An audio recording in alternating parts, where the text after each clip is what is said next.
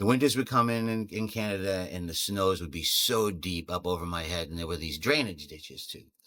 So when they finally enrolled me into some school, I'd walk to school by myself, and what I discovered was that there was a bottle deposit. So you could get whatever it was, 10 cents or a nickel on a bottle. So as I would walk to school, I would go into these ditches and I would collect as many bottles as I could. So I'd be covered in mud, and I'd get to the corner store before school, cash in all my bottles and get whatever little candy I could or little toys.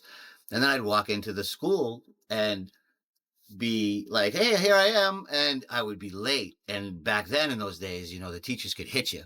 So they would lay a hand on me, and I could never understand why they were so upset, because to me, I was celebrating this great success. I had made all this money. I had my candy. And why isn't everybody happy to see me?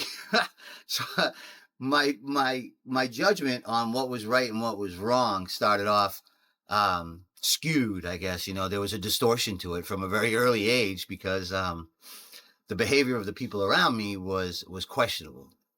I attended different rallies and movements, and one of them would be, the free love movements and things like that. So it was very normal to see your parents with other partners. It was normal to go into parties and there would be grown adults engaging in group fornication, and you just kind of played around with the other kids and you really didn't think much of it.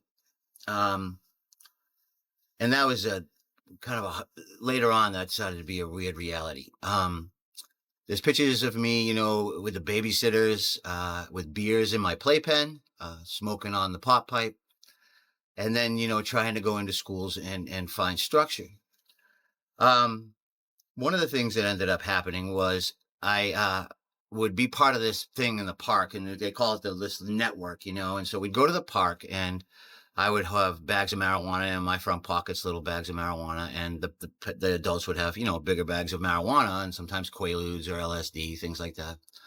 And so my role was that whenever the police came into the park and they would talk and they would come near someone, I was to run up and I was to grab their hands, and I was to say, hey, daddy, or hey, mommy, or something like that. And then that would help, deter the officers. So I was very much in tune with the fact that not only now were we like these conscientious objectors that were supposedly, protesting this draft, but we were also drug dealers, and there was a criminal element to it, and the police were not on our side.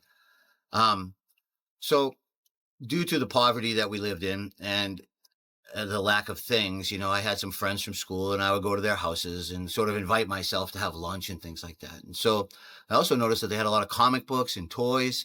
And so I started to break into houses at the age of 4. This is right before my brother was born.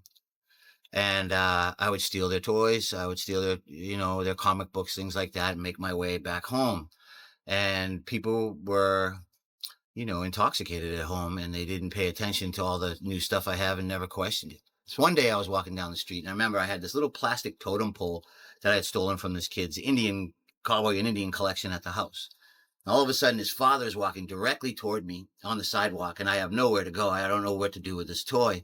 And so I just walk with it boldly in my hand, and he grabs me by the shirt, and he's like, you took this from our house. And I said, no, I didn't. No, I didn't. And he dragged me all the way to my mother, and my mother came downstairs, and he was proclaiming that I had stolen, and I stuck with it. And I said, no, I didn't. I didn't do it. I didn't do it. I didn't do it.